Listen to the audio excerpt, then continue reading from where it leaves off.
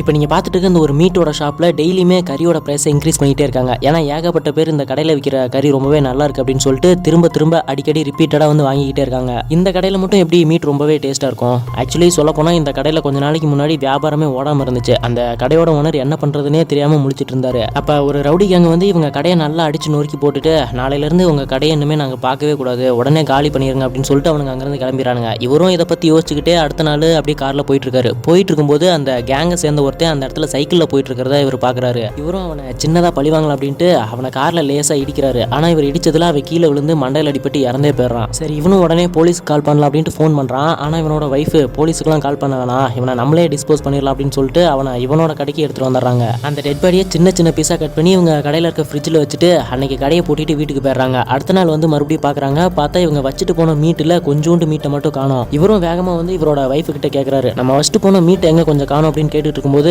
ஒரு லேடி வெளியே வந்து, நான் உங்ககிட்ட காலையில் வாங்கிட்டு போன மீட் ரொம்பவே டேஸ்ட்டாக இருந்துச்சு, இன்னும் கொஞ்சம் இருந்தால் கிடைக்குமா அப்படின்ட்டு இவங்க ஒய்ஃபு கிட்ட கேட்டுட்டு இருக்காங்க. ஸோ இவருக்கு புரிஞ்சிருது இவன் அந்த டெட் பாடியோட மீட்டை தான் சேல் பண்ணியிருக்கா அப்படின்ட்டு. ஆனால் இதுலேருந்து நிறைய லாபம் கிடைக்குது அப்படின்னு அவருக்கு தெரிஞ்ச உடனே அந்த கேங் இருக்காங்கல்ல, அந்த கேங்கில் இருக்க ஒவ்வொருத்தரையும் அடிச்சு கொண்டு அவங்களையும் சின்ன பீஸாக இந்த மாதிரி அதாவது கறி மாதிரி கட் பண்ணி சேல் பண்ணிடுறாங்க. இப்படி பண்ணியே இவங்க பெரிய பிஸ்னஸ் மேன் ஆயிடுறாங்க. ஆனால் அதில் ஒரு யூஸுமே இல்லை. கடைசியில் இவங்க போலீஸ்கிட்டே மாட்டிக்கிறாங்க.